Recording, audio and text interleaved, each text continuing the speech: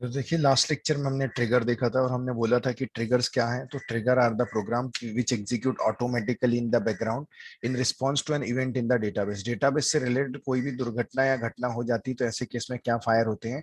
Trigger fire होते हैं sir. Trigger, ये ट्रिगर बैकग्राउंड में चलते रहते हैं सर। ट्रिगर बनाना सिखाया मैंने आपको। ट्रिगर बनाने के बाद हाउ कैन वी इनेबल और डिसेबल द ट्रिगर, ट्रिगर को इनेबल कैसे करते हैं, ट्रिगर को डिसेबल कैसे करते हैं, ये भी एग्जाम में पूछा जाता है। जैसे कंस्ट्रेंट को इनेबल कैसे करते हैं, डिसेबल, वैसे ही ट्रिगर को भी इनेबल और डिसेबल कैसे करते हैं वो भी मैंने आपको बताया। ओके, अब हम आगे बढ़ते हैं सर। अगर हम बात करते हैं, किसी को कुछ पूछना है यहां तक जो हो गया मेरा?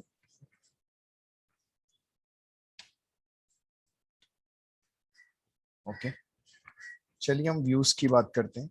व्यूज, व्यूज पढ़ेंगे, उसके बाद हम अगर लगा तो हम इंस्टेड ऑफ ट्रिगर भी पढ़ेंगे। व्यूज, व्यूज क्या है? ओके, व्यू नहीं बोलना, व्यू बोलना चाहिए, not a views. Okay, view.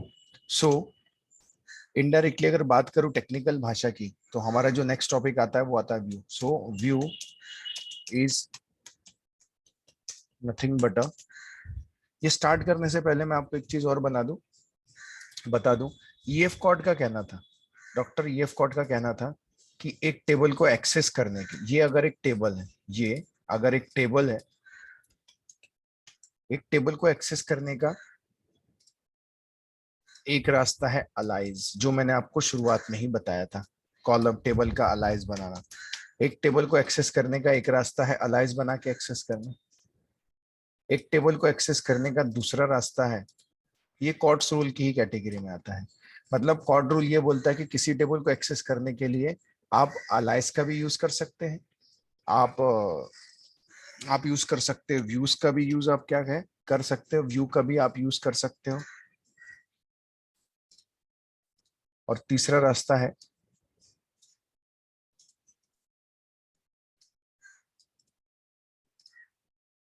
Synonym. Synonym के थ्रू भी आप टेबल को एक्सेस कर सकते हो। तो मैंने अभी तक आपको अलाइज तो पढ़ा चुका था, लेकिन आज से स्टार्ट कर रहे हैं हम व्यूज, कि व्यूज क्या होते हैं। ओके, और फिर सिनोनिम भी देख लेंगे, छोटा सा टॉपिक है। ओके, हम जाते हैं sir.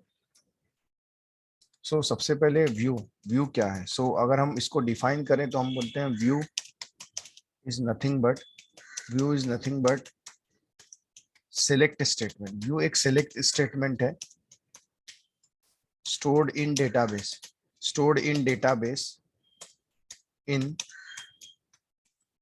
parsed and compiled form, parsed and compiled form। View क्या है सर? व्यू जो है ना, एक सिलेक्ट स्टेटमेंट है। व्यू कुछ नहीं है, व्यू एक सिलेक्ट स्टेटमेंट है जो डेटाबेस में जाके क्या होती है, स्टोर्ड होती है, जिसका जिसका एक सेकंड।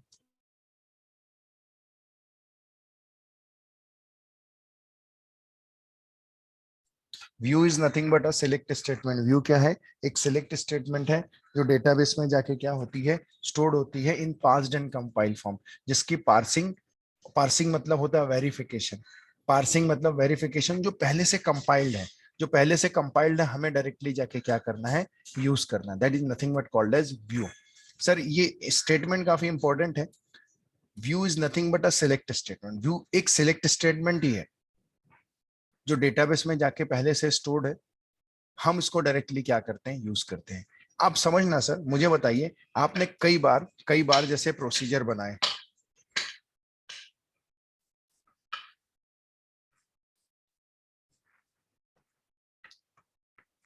जैसे आपने कोई प्रोसीजर बनाया, आप लिखते हो क्रिएट और क्रिएट रिप्लेस प्रोसीजर, क्रिएट और replace procedure, procedure name delete EMP करके लिखते थे, इज और एज में से एक चीज, और क्रिएट और रिप्लेस प्रोसीजर, प्रोसीजर नेम। उसके उसके बाद हम प्रोसीजर में एज अ आर्गुमेंट हम लोग क्या करते थे, पास करते थे। जैसे हम पास कर दे हैं and E N E M P N हम पास कर देते हैं, जिसका टाइप हम बोल देते हैं नंबर, ऐसा लिखते थे। और उसके बाद हम जाते थे और हम डायरेक्टली लिख देते थे बिगिन, बिगिन के बाद हम लिख देते हैं delete from EMP where EMP NO is equals to ENO। Sir याद है आपको, ऐसा कुछ तो भी लिखते थे, फिर हम बोलते थे एक और प्रोसीजर में एक वेरिएबल और लेते थे, हम बोलते थे सक्सेस आउट नंबर, हम सक्सेस आउट नंबर लिखते थे, और उसके बाद हम जाते थे delete from EMP where EMP ENO equals to EN, और उसके बाद हम बोलते थे सक्सेस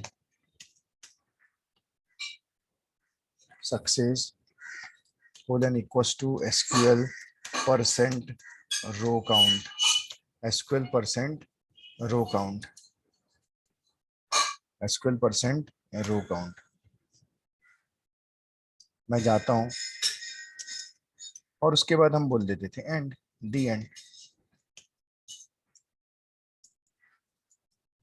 इस तरह से हम प्रोसीजर बनाते थे। सर मुझे बताओ, मैं ये डिलीट, कभी मैं डिलीट स्टेटमेंट यूज किया, कभी मैंने इंसर्ट यूज किया, सर किया या नहीं किया?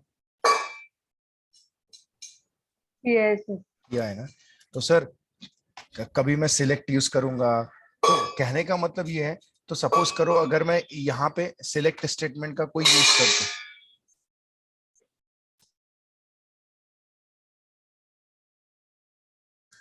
तो सर क्या होगा ना, जैसे आप कोई भी प्रोसीजर बनाओगे, कोई भी प्रोसीजर, तो ऐसे केस में जब भी आप सिलेक्ट स्टेटमेंट लिखोगे, मैं डिलीट की बात नहीं कर रहा हूं, मैं किसकी बात कर रहा हूं, अगर यहाँ पे कोई सिलेक्ट स्टेटमेंट लिखी गई थोड़ी देर के लिए, कोई सिलेक्ट स्टेटमेंट लिखी गई, पता है सर जब आप सिलेक्ट स्टेटमेंट लिखोगे ना, ये इसी समय एग्जीक्यूट होगी।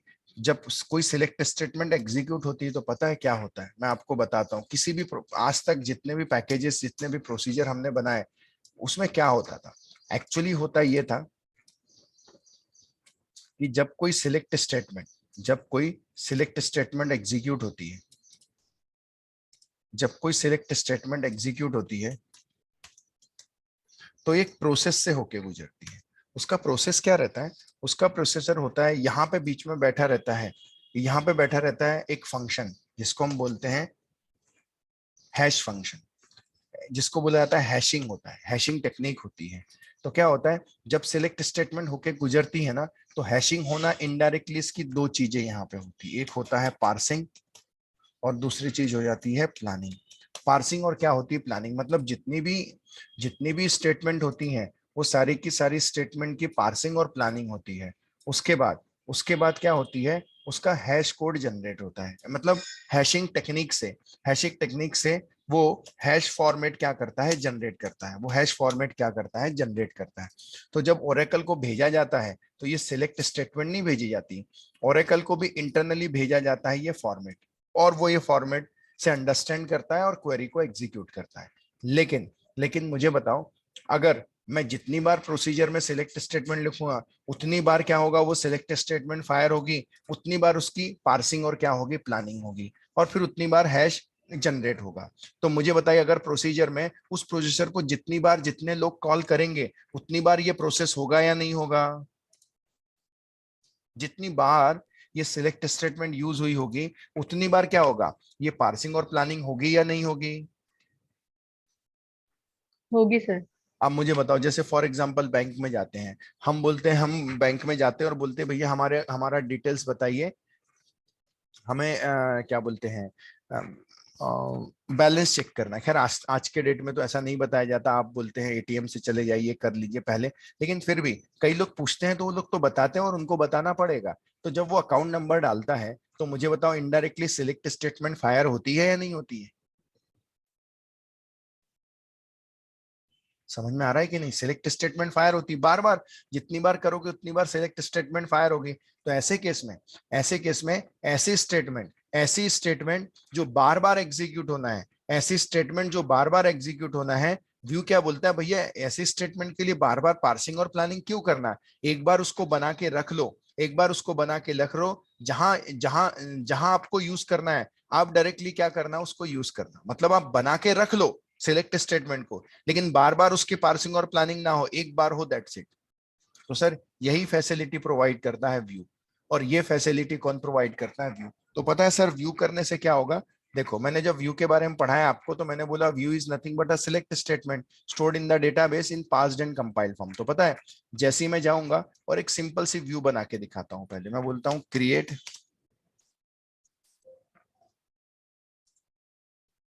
बोलता हूं क्रिएट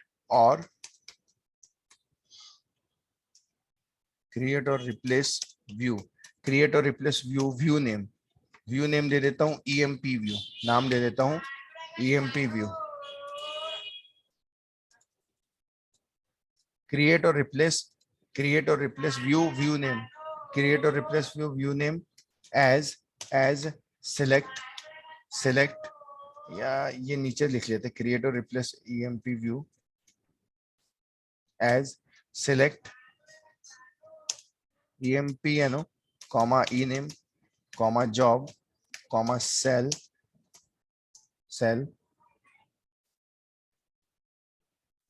DEPTNO, या सेल तक ठीक है, सेल या ले लेते हैं DEPTNO, cell comma DEPTNO from EMP। Sir मैंने ये व्यू बना दी, मैंने ये व्यू बना दी। अब सर पता है ये इसका क्या मतलब हुआ, जस्ट मिनट,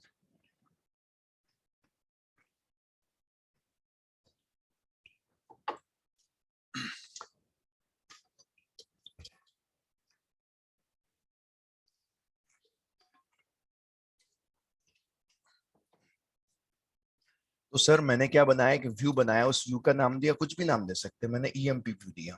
तो पता है जब ये क्वेरी फायर होगी ना तो एक व्यू बन जाएगी और इस व्यू का नाम रहेगा ईएमपी व्यू। तो ये व्यू ना किस नाम से जानी जाएगी, इस ईएमपी व्यू के नाम से। और ये जो सिलेक्ट स्टेटमेंट है, ये जो सिलेक्ट स्टेटमेंट आप देख रहे हैं, ये जो सिलेक्ट स्टेटमेंट आप देख रहे हैं यहाँ पे, select EMPNO E name job sal DEPTNO from EMP, ये जो आप देख रहे हैं, तो ये जब आप इसका नाम लोगे ना तो इसकी जगह ये सिलेक्ट स्टेटमेंट फायर, लेकिन इसका ऑलरेडी पार्सिंग और प्लानिंग हो चुका होगा। मतलब आप जब भी इसको यूज करेंगे ना, इसकी जगह ये सिलेक्ट स्टेटमेंट क्या होगी, फायर होगी। इस व्यू की जगह, व्यू के नेम की जगह ये सिलेक्ट स्टेटमेंट क्या होगी, फायर होगी। चलिए मैं आपको बना के दिखाता हूँ। देखो मैं जाता हूं और मैं लिखता हूं क्रिएट और रिप्लेस व्यू, क्रिएट और replace view EMP view as select EMPNO comma E name comma job comma cell comma DEPTNO from. तो देखो सर व्यू क्या हो जाएगा, क्रिएट हो जाएगा, व्यू क्रिएटेड, व्यू क्रिएटेड। अगर आपको देखना है मैंने व्यू को डिफाइन करते वक्त क्या बोला था, view is nothing but a select statement stored in the database, database में जाके स्टोर्ड होती है, जिसकी पार्सिंग और प्लानिंग हो चुकी रहती है। अब क्या होगा, अगर आपको देखना है तो देखिए select text from user underscore views, ये हमारा बनाया हुआ टेबल नहीं है, पहले से है, व्यूज ही है शायद, user underscore views where table name is equals to EMP view, where table name नहीं होगा, वेयर व्यू नेम ही होगा शायद फिर।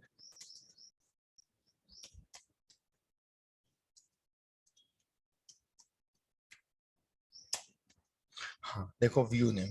अब देखो सर ये देखो, ये सिलेक्ट स्टेटमेंट दिख रही है, यही बनाया ना आपने व्यू। अगर आप ऊपर देखेंगे select EMPNO E name job cell DEPTNO from EMP। Sir क्या होता है, ये व्यू बन जाती है और इसकी पार्सिंग और प्लानिंग पहले से जाके स्टोर हो जाती है। अब प्रोसीजर में आप कितनी भी जगह जब आप ये लिखेंगे ना, सर इस पूरी स्टेटमेंट की जगह व्यू का नाम क्या है, सर हमने क्या नाम दिए है, EMP व्यू। तो हम जाएंगे select EMP view, select EMP view from, sorry select star from EMP view.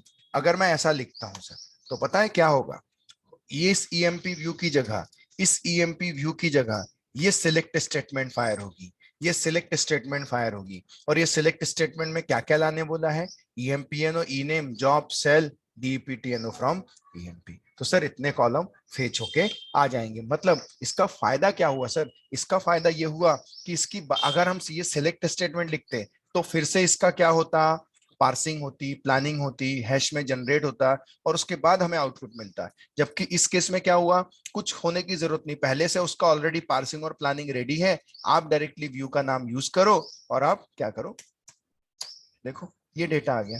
Indirectly इसकी जगह ये सिलेक्ट स्टेटमेंट ही तो फायर हो रही है, देख लो आप, ईएमपीएनओ, ई नेम, जॉब, सेल, डीपीटीएनओ, इस तरह से डेटा आ गया। इसलिए तो व्यू को शुरुआत में बोला था, view is nothing but a select statement stored in the database in passed and compiled form, जिसकी पार्सिंग और प्लानिंग हो चुकी है।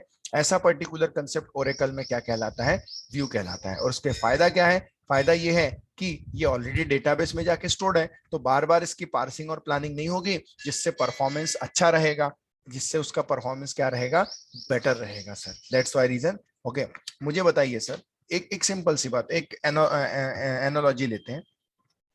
किराना दुकान में जाते हैं, हम बोलते हैं उसके यहाँ बहुत सारे कस्टमर आते हैं, 2-2 किलो शक्कर लेने वाले हैं, 1 किलो शक्कर लेने वाले आते हैं। तो सर जैसे ही कस्टमर आया, उसने वेट किया और दे दिया। फिर कस्टमर आया, फिर पता चला वो कोई और काम कर रहा है, तो उसको 5 मिनट लग गए काम करने के लिए, फिर वो वेट कर रहा है। तो ऐसे केस में क्या होगा, कस्टमर का वेटिंग टाइम बढ़ जाता है सर। छोटी छोटी चीजों के लिए कस्टमर को भी वेट नहीं करा सकते हैं, अदरवाइज कस्टमर दूसरी शॉप में चला जाएगा, बोलेगा भैया यहाँ भीड़ रहती है, मैं नहीं लेता। तो मुझे बताओ दुकानदार क्या करेगा, क्या सॉल्यूशन है उसके पास,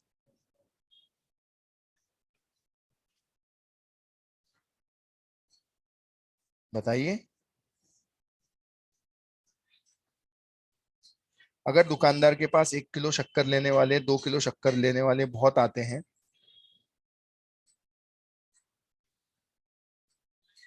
और काफी क्राउड रहता है, तो दुकानदार क्या करेगा, क्या आइडिया लगाएगा।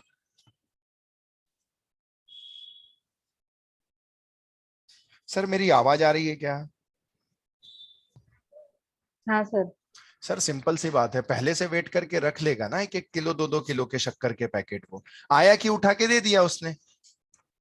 अरे समझ में आया कि नहीं, फास्ट होगा या नहीं होगा। हाँ सर। फिर सिंपल सा लॉजिक है सर। आप किराना दुकान गए नहीं क्या आज तक कभी, गए होंगे ना, लाइफ में गए तो होंगे, कुछ ना कुछ तो लिया होगा। कई बार आपने वेट किया होगा, कई बार मैंने तो मेरी लाइफ में देखा है कि दुकानदार वेट करके रखते हैं पहले से, और आया कि फटाक से दे देते हैं। कई कुछ कॉमन चीजें, फ्रिक्वेंटली यूज होने वाली चीजें सर दे देते हैं। तो सर सेम यहाँ पर भी हो रहा है। हम जब लिख रहे हैं ना व्यू का नाम, तो व्यू की जगह ये सिलेक्ट स्टेटमेंट क्या हो जाती है, फायर हो जाती है, और इसकी पार्सिंग और प्लानिंग नहीं होती, क्योंकि ऑलरेडी डेटाबेस में जाके स्टोर्ड है, और ऑलरेडी इसकी पार्सिंग और प्लानिंग हो जाती है। तो सर आप सर देखिए, हाँ। सर फिर व्यू में और टेबल में क्या डिफरेंस है, क्योंकि जो डेटा टेबल में है वही डेटा व्यू में है ना। एग्जैक्टली व्यू, आखिर व्यू मतलब टेबल से ही डेटा ला रहा है, तो इसका सबसे बड़ा एडवांटेज ये है सर। मुझे बताइए सर, अगर किसी को नहीं बताना है उस टेबल का नाम क्या है, तो मैंने व्यू दे दिया ना उसको। अगर मैं व्यू दे दूंगा सर, अगर मैं उसे, मैं क्या दे दूंगा, व्यू दे दूंगा उसको, तो उसको पता चलेगा क्या, उसको क्या लगेगा, टेबल का नाम क्या है, ईएमपी व्यू। लेकिन एक्चुअली टेबल का नाम ईएमपी व्यू है क्या, नो। टेबल का नाम क्या है, ईएमपी। ईएमपी। तो सामने वाले को पता ही नहीं चलेगा कि एक्चुअली ओरिजिनल टेबल का नाम क्या है, फॉर सिक्योरिटी पर्पस। समझ रहे हो आप बात को, उसको लगेगा अरे टेबल का नाम ईएमपी व्यू, तो ये जो नुकसान पहुंचाने की कोशिश करेगा, वो व्यू को करेगा, कुछ तो भी करेगा छेड़छाड़, लेकिन ओरिजिनल टेबल को वो कर ही नहीं पाएगा, क्योंकि ओरिजिनल टेबल का नाम तो उसे नहीं पता ना।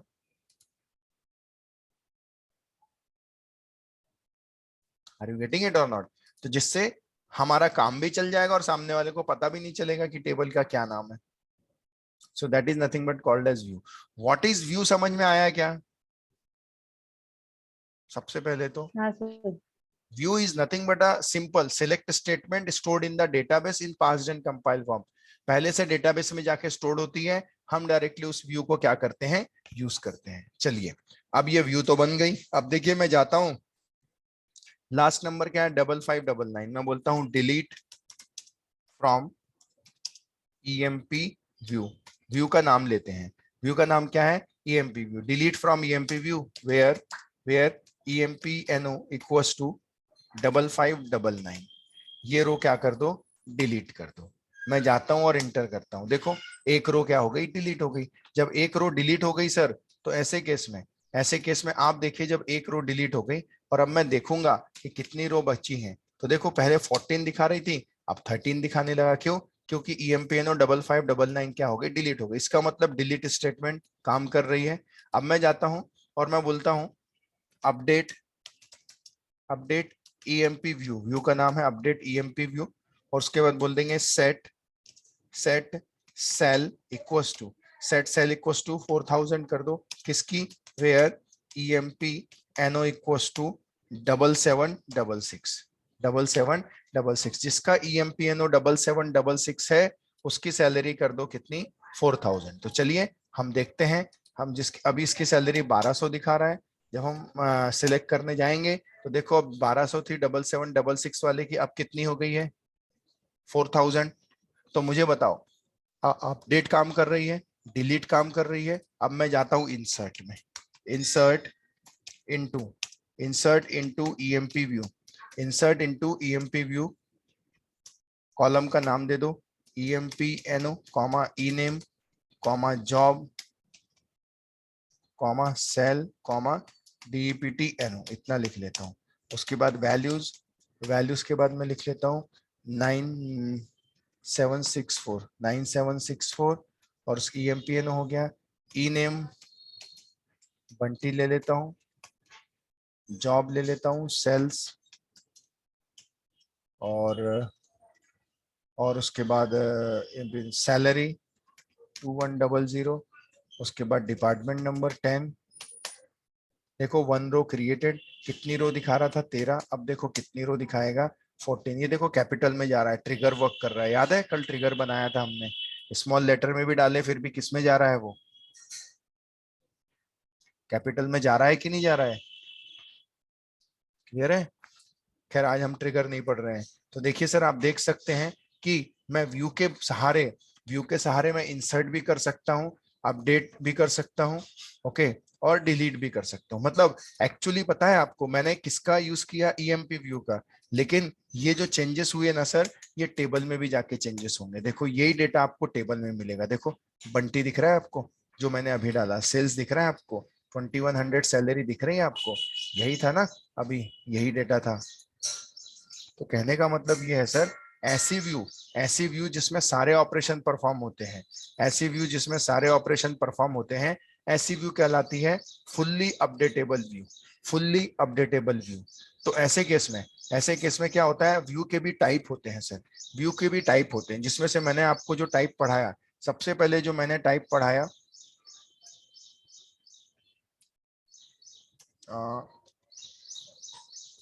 अब मैं बोलूंगा types of view, types of view की बात करता हूं तो अलग अलग व्यू होते हैं। एक होता है सिंपल व्यू, जो मैंने आपको बताया, ये सिंपल व्यू आता है। सिंपल व्यू हम बोल सकते हैं, simple view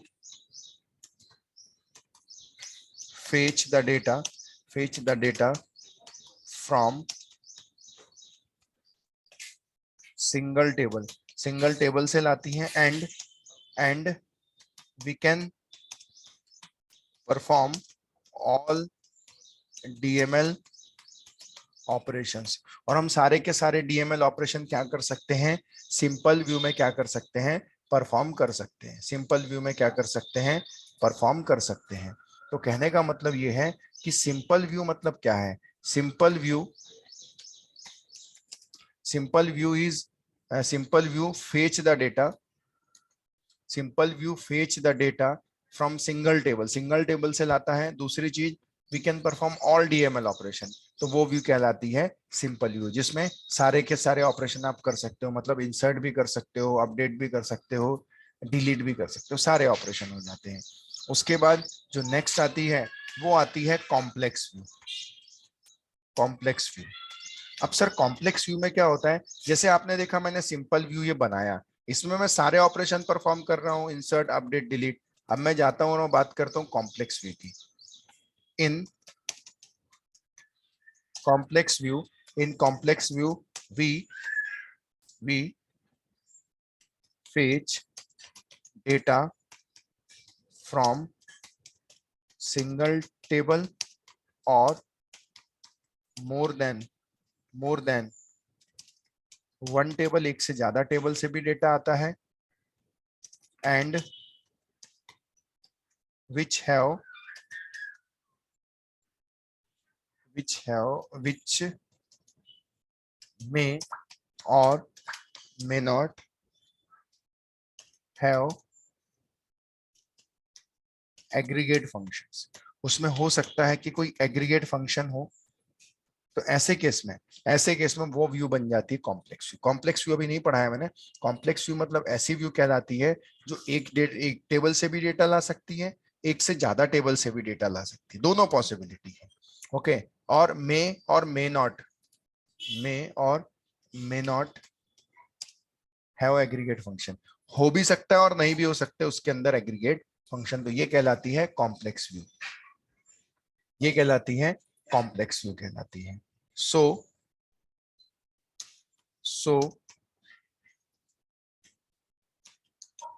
the complex view is partially updatable view. जो पार्शियली अपडेटेबल मतलब जिसमें सारे डीएमएल ऑपरेशन नहीं हो पाएंगे, कुछ हो पाएंगे और कुछ नहीं हो पाएंगे। बट इन सिंपल व्यू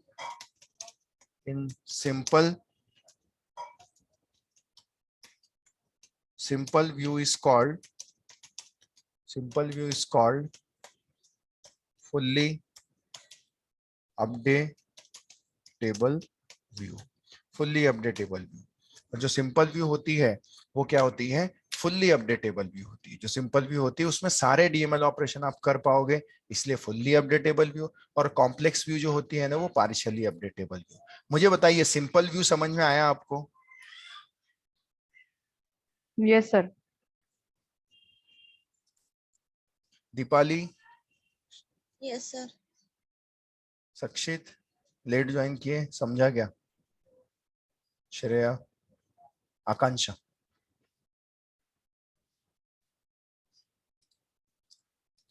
चलिए ये जो चल रहा है ये सिंपल व्यू की मैंने बात की। अभी जो एग्जांपल मैंने बताया वो मैंने आपको बताया सिंपल व्यू का। चलिए अब हम एक और व्यू बनाते हैं। हम बोलते हैं और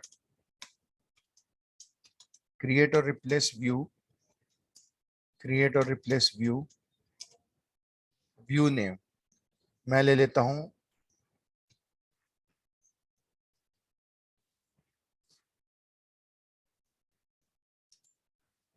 क्रिएट और रिप्लेस व्यू का नाम ले लेता हूं सम सेल करके।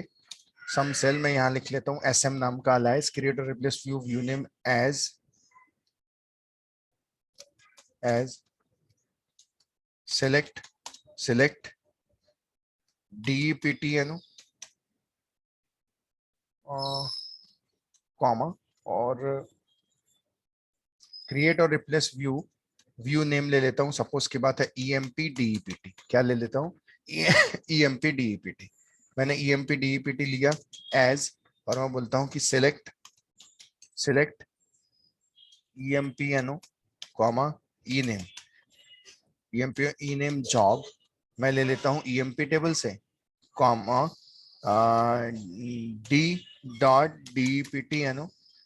DEPTNO कॉमा डी नेम, ये ले लेता हूं DEPT से। तो फ्रॉम EMPE कॉमा DEPT ये ज्वाइन है वेयर, जो पढ़ा चुका हूं मैं, देख लेना। Where E.DEPTNO is equal to D.DEPTNO। मैंने ज्वाइन करके एक व्यू बना दी। क्या प्रॉब्लम है? अच्छा DEPT लिख दिया। क्रिएट और replace view from EMP DEPTNO चाहिए, DEPTNO।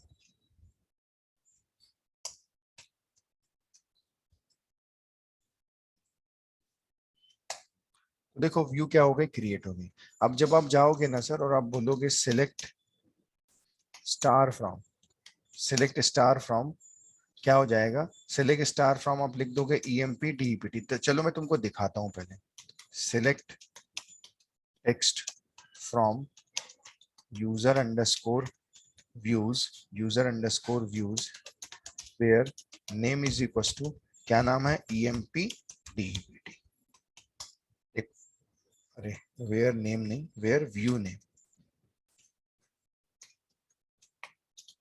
Name is EMP DEPT। देखो पहले से ये सिलेक्ट स्टेटमेंट बन गई, पूरा वही क्वेरी उठा के जिसकी पार्सिंग और प्लानिंग हो गई।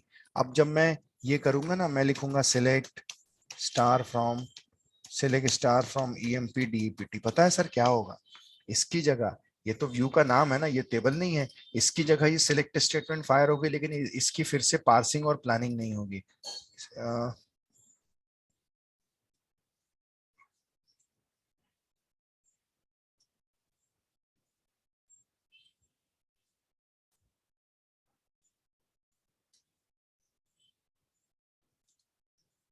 तो देखिए, आप देख सकते हैं कि यहाँ पे आप देख सकते हैं कि ये select star from EMP DEPT की जगह ये क्वेरी क्या होगी? फायर होगी। तो देखिए, मैं जाता हूँ और इंटर करता हूँ। तो देखो सर, पता है डेटा अब 2 टेबल से आ रहा है। EMPNO ENAME जॉब कहाँ से आ रहा है पता है आपको? EMP टेबल से। और DEPTNO और DNAME कहाँ से आ रहा है? DEPT से। क्योंकि आपने बोला है ना, EMPNO ENAME जॉब आए EMP से, और ये D डॉट लगा दिया, DEPT का ये डॉट है। तो D डॉट DEPTN और DNAME ये कहाँ से आ रहा है? DEPT से।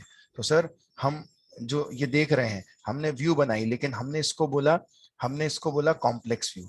क्यों कॉम्प्लेक्स व्यू बोल रहे हैं सर? उसके पीछे रीजंस है, सर। अब देखो, मैं जाता हूं, अभी मैंने ये क्वेरी तो फायर कर ली। अब व्यू का नाम क्या है? व्यू का नाम है EMP DEPT। मैं जाता हूं और बोल देता हूं delete from delete from EMP DEPT। ध्यान देना, EMP DEPT where EMPNO equals to, देखो हाँ, मैं क्या बोल रहा हूँ, डिलीट करो EMP DEPT। इनडायरेक्टली ये तो व्यू का नाम है ना sir, where EMPN equal to 9764। जाओ, रो को क्या कर दो? डिलीट कर दो। तो देखो, ये जाएगा और ये इस रो को क्या कर देगा? डिलीट। रो डिलीट हो गई सर, ये डिलीट हो गई सर। अब मैं बात करता हूं अपडेट की। Update EMP DEPT। Update EMP DEPT set cell is equal to cell plus 100 where EMP NO is equal to, मैं बोलता हूं 7766। देखो, ओके, अपडेट EMP सही है ना, EMP DEPT set cell equal to cell plus 100। अच्छा, हमने सेल नाम का कॉलम ही नहीं लिए क्या सर? हाँ, हमने सेल नाम का कॉलम ही नहीं लिया सर। तो हम सेल को इंक्रीमेंट नहीं कर सकते, हम दूसरा कॉलम लेना पड़ेगा। व्यू में है ही नहीं ना वो, तो हम बोलेंगे set job equals to job is equals to manager. Job equals to manager where EMPNO equals to 1166। तो पता है 1166 इस राज का जॉब क्या है? सेल्स। तो अब क्या कर दो? मैनेजर कर दो सर। क्या कर दो? मैनेजर। तो देखो, 1 रो ये भी क्या हो जाएगा? अपडेट हो जाएगा। ये रो क्या हो जाएगा? अपडेट हो जाएगा सर। अब मैं जाता हूं सर और मैं बोल देता हूं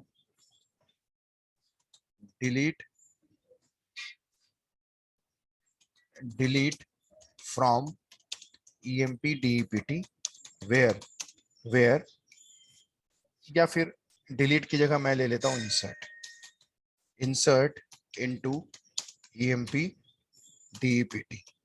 और मैं जाता हूं, मैं बोल देता हूं वैल्यूज, या मैं बोल देता हूं EMPNO comma ENAME comma DEPT NO ले लेता हूं। और मैं बोल देता हूं वैल्यूज, और मैं इनपुट कर देता हूं 111111 ले लेता हूं, नेम ले लेता हूं, रवि ले लेता हूं, और उसके बाद मैं लेता हूं डिपार्टमेंट नंबर। मैं डिपार्टमेंट नंबर ले लेता हूं 30। मैं 30 नहीं, मैं ले लेता हूं 40। सेमीकोलन और इंटर करता हूं। देखो क्या बोलता है सर, क्या बोलता है जब मैं इंसर्ट करने गया? बोलता है can not modify more than 1 on basis of join view. Sir, जब आप डिलीट करने गए तो डिलीट हुआ या नहीं हुआ? फटाफट बताइए। हुआ सर। जब आप अपडेट करने गए तो हुआ या नहीं हुआ? हुआ। जब आप इंसर्ट करने जा रहे हैं तो हो रहा है क्या? नहीं। इसके पीछे भी कई सारे रीजंस है सर। ये रीजंस हम आज तो डिस्कस नहीं करेंगे, लेकिन हाँ, ये व्यू कहलाता है। क्यों इसको बोला गया फिर? इसीलिए इसे बोला जाता है पार्शियली अपडेटेबल। क्यों? क्योंकि कुछ पोर्शन तो अपडेट हो रहा है और कुछ पोर्शन वो अपडेट करने नहीं दे रहा है, इसलिए ये कहलाएगा पार्शियली अपडेटेबल व्यू। क्या कहलाता है? पार्शियली अपडेटेबल व्यू कहलाता है सर। तो चलिए हम जाते हैं, और बस आज के लिए हम इतना ही लेते हैं इस पे, बाकी हम कल देखेंगे सर। इसमें कल नहीं, कल तो छुट्टी है, मंडे को देखेंगे।